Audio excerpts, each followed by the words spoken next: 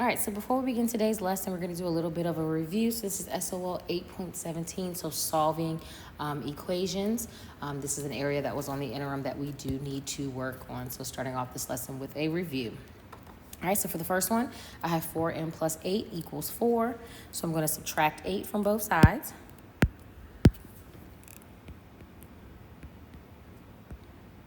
And I have 4m is equal to negative 4. And then I'm going to go ahead and divide both sides by 4 to get m by itself, because remember, with solving equations, the whole goal is to isolate the variable. And I get m equals negative 1. All right? So now what I want you to do is try the u do. So you have 1 equals 4q plus 5. So the goal is to isolate q. All right? So we have 1 equals 4q plus 5. So we're going to go ahead and subtract 5 from both sides. All right, so I have negative 4 is equal to 4q. Divide both sides by 4, and we get q equals negative 1. All right, so that was just a simple two-step. All right, so the next example gets a little bit more complicated, or a little bit added more onto it. So remember, when we solve an equation, we have to distribute, combine like terms, move the variable, add, subtract, then multiply or divide. So here for this example, I have negative 15 is equal to negative 3 times c plus c. So the first thing I'm going to do is going to go ahead and distribute my negative 3 to my c and my positive 3. All right, so I have negative 15 is equal to negative 3c minus 9. I'm going to add 9 to both sides. I have negative 6 is equal to negative 3c. Divide both sides by negative 3. And I get that c is equal to a positive 2, because remember, a negative divided by a negative is a positive. All right, so now I want you to use this example that I just did, and I want you to try the next example. So negative 5 times j plus 1 equals negative 20. All right, so let's go ahead and get started or review. So we're going to distribute a negative 5. So I have negative 5j minus 5 is equal to negative 20. I'm going to add 5 to both sides. And I have negative 5j is equal to negative 15. Divide both sides by negative 5. And we have j is equal to positive 3. All right, and for the last example, all right, so I have n minus 7 divided by negative 4 equals 3. So the first thing I'm going to do is get rid of that negative 4. So I'm going to multiply both sides by negative 4. We have n minus 7 is equal to negative 12. Add 7 to both sides, and I get n is equal to negative 5. All right, so I want you to go ahead and pause the video and try the next example. A plus 8 divided by 3 equals negative 1. All right, so we have a plus 8 divided by 3 equals 1. So we're going to multiply both sides by 3. We have a plus 8 equals 3. Subtract 8 from both sides. And we have a is equal to negative 5. All right. Now let's take a look at today's lesson. So for today's lesson, we're looking at perimeter of composite figures. So our learning target, I can determine the perimeter of composite figures. All right, the perimeter of the composite figure vocabulary is just adding the sides.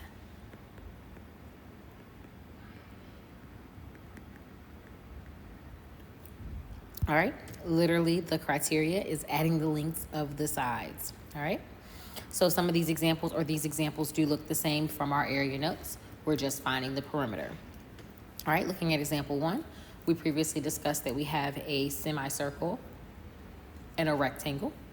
All right, so when we talk about perimeter, we're adding up all the sides. So when we talk about a circle, circle, the perimeter is called the circumference. So on your formula sheet, you'll see that C is equal to pi d. All right, but since we're working with a semicircle or half of a circle, we have to divide it by 2. All right, so remember d represents the diameter. So finding the circumference, which is the same as finding the perimeter, we're using 3.14 times our diameter. So we know this is the same length. So we have 8. And then we're dividing it by 2. All right, so the first thing that we're going to do is simplify our numerator. So we have 3.14 times 8, which gives us 25.12. And then we're going to divide it by 2, which gives us a circumference of 12.56. All right. Now we have to look at our rectangle. All right. So remember that this 8 here, and I'm going to go ahead and highlight it. This 8 here was already taken care of when we took care of our semicircle. So now we have to look at the other sides. So we have 12, 8, and we know that this side here is 12 as well. All right. So for the rectangle, or the portion of the rectangle, we're adding up 12 plus 12 plus 8, which gives us 32 centimeters. And sorry, I did not put my units here. So here we're adding 12.56 plus 32, which gives us 44.56 centimeters. So since we're talking about perimeter, it's just our units. It's just going to be our units. It's not going to be squared like area was. All right. The next example, we are looking at the perimeter of a circle, which is, again, the circumference of a circle. Remember the definition, not the definition, the formula for circumference of a circle is pi d. But remember, we're working with 3/4 of a circle. So we have 3 divided by 4. All right. So we have C is equal to 3/4. We know that pi is 3.14. And here we're looking for the diameter. So this 4 here represents the radius. Remember, the radius is half of the diameter. So we're going to multiply 4 by 2 to give us our 8. Multiplying our 3.14 and our 8, we get 25.12, my apologies. And then we have to take our 25.12 and we have to multiply it by 3.14 or 0.75, whichever one works for you. And we get that the circumference is 18.84 meters. I was about to say centimeters.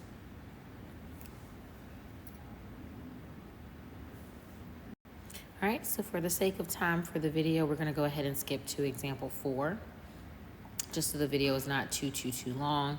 So again, we're adding up all of the sides. All right, so we know that this side here, let me get my highlighter tool, this side here is going to be 13, as well as this side. We have to add up our 5.5. We know that this side is 8, as well as this side. We have this side, which is 14, which if you remember from the notes that we determined, the previous notes that we determined that this was 3 millimeters. All right.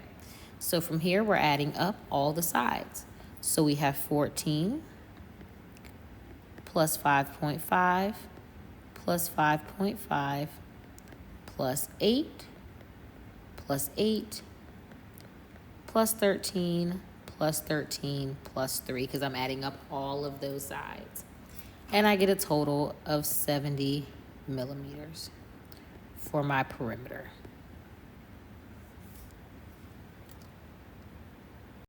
All right. Well, matter of fact, I go ahead and change my mind. So let's go ahead and look at example 3. It's not going to take us that long because we're looking at perimeter. All right. So remember, we're adding up all of the sides. So again, we have to do the circumference of a circle, which tells us this is similar to perimeter. So we have half of a circle. So we have pi d, which is going to be 3.14 times 8, which is going to give us, if we remember from the previous example, looking up, we have 25.12 is going to be the circumference here. So we have C is equal to 25.12 centimeters. All right, but we're not finished yet because we now have to add up the sides of this shape as well, the remaining parts of the shape. All right, so I'm gonna get my highlighting tool. So I know that this is gonna be the same here. So we have 6.3 centimeters.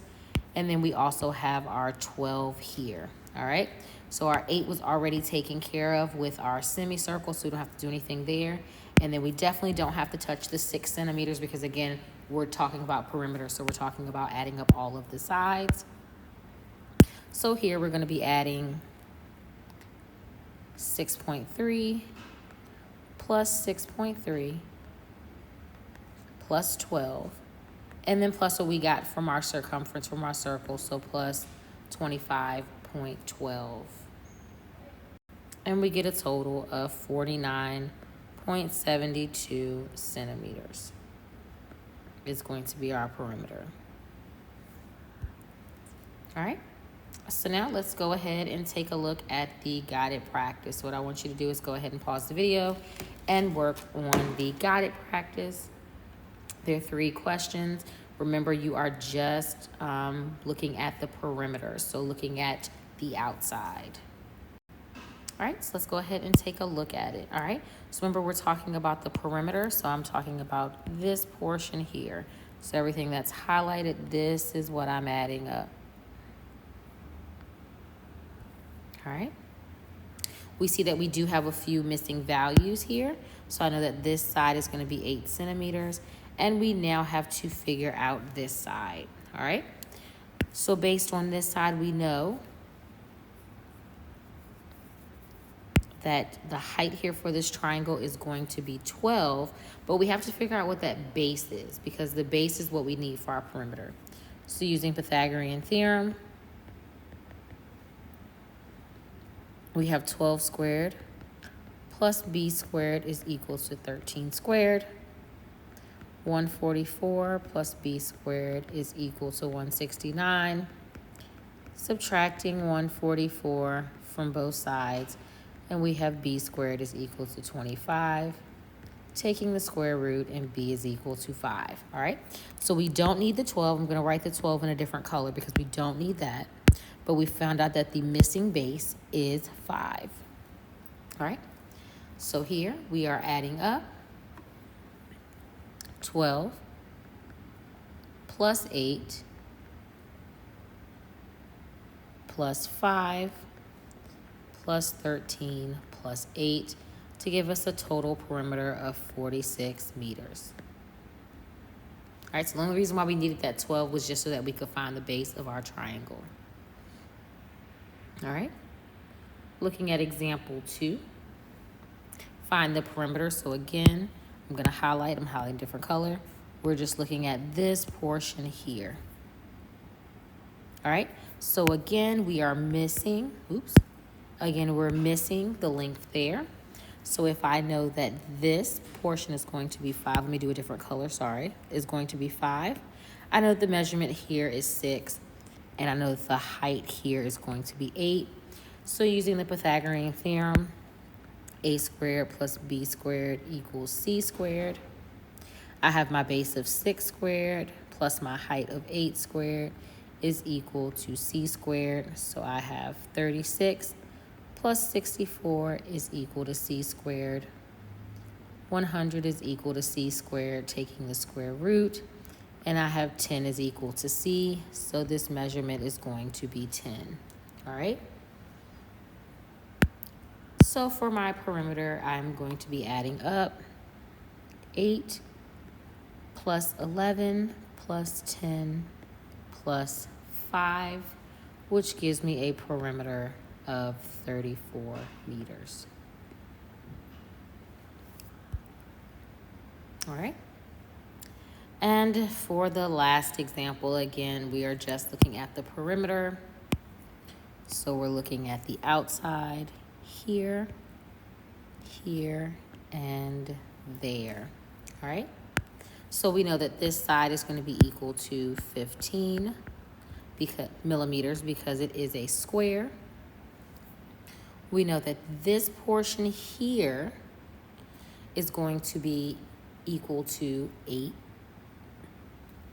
We know that the height, well, let me change the color because we don't need to add those up. All right, we know the height is 15, so now we need to figure out what the slant height is, or our hypotenuse here. All right, so I have 8 squared plus 15 squared is equal to c squared. 8 squared is 64. 15 squared is 225, and that's going to be equal to c squared.